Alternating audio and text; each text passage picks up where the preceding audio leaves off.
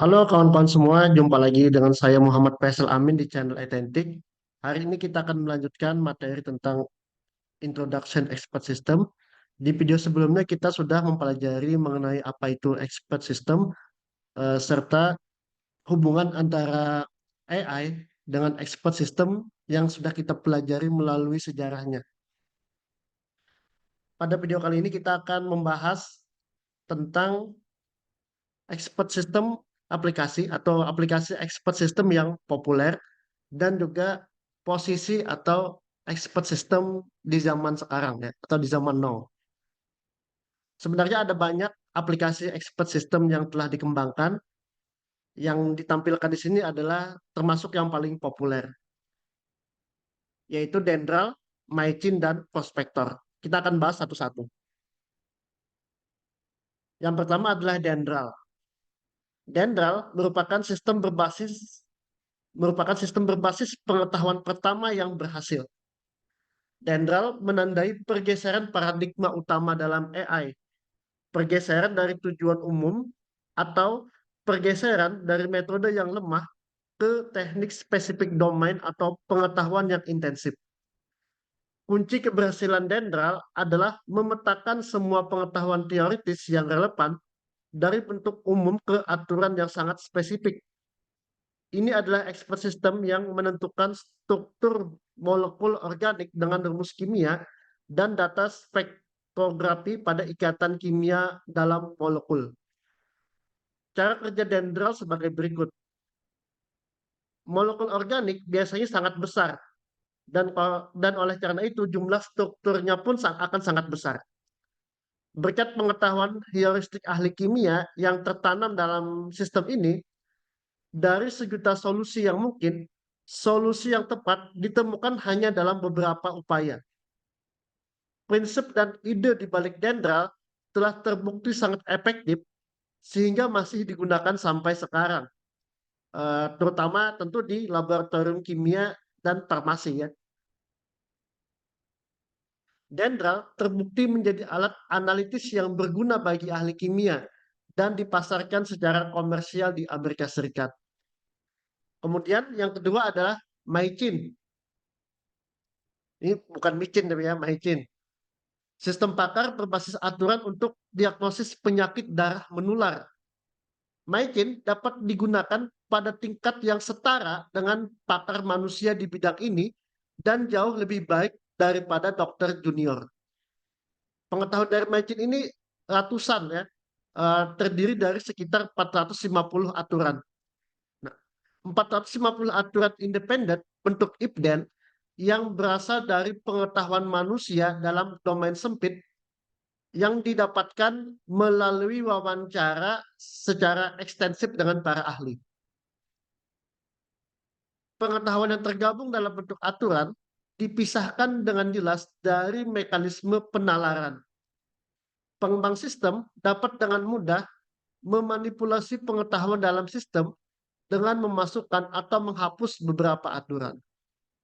Nah, jadi ketika nanti kita mau mengupdate aturan, kita nggak perlu uh, masuk dalam source code-nya langsung gitu ya. Kemudian prospektor. Ini merupakan expert system di bidang eksplorasi mineral. Ada banyak ahli ya di sini menyumbangkan pengetahuannya. Ada 9 ahli. Aturannya tidak lagi ratusan tapi ribuan nih untuk prospektor ini. Nah, salah satu keberhasilan besar prospektor adalah berhasil mengidentifikasi deposit molybdenum di dekat Gunung Tolman di negara bagian Washington, yang dimana nilai dari deposit tersebut bernilai 100 juta dolar. Expert system yang tadi sudah kita bahas, kini telah menjadi klasik. Semakin banyak aplikasi sistem pakar yang berhasil pada akhir 70-an. Ini menunjukkan bahwa teknologi AI dapat bergerak dengan sukses dari laboratorium penelitian ke lingkungan komersial.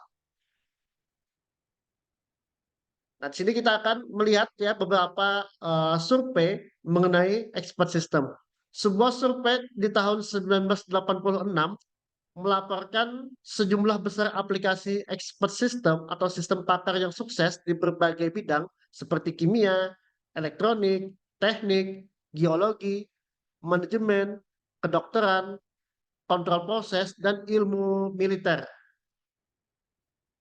Meskipun survei tersebut menemukan hampir 200 sistem pakar, sebagian besar aplikasi berada di bidang diagnosis medis. 7 tahun kemudian, survei kembali melaporkan lebih dari 2.500 expert system telah dikembangkan. Area baru yang berkembang adalah bisnis dan manufaktur, yang menyumbang sekitar 60% dari aplikasi teknologi sistem pakar.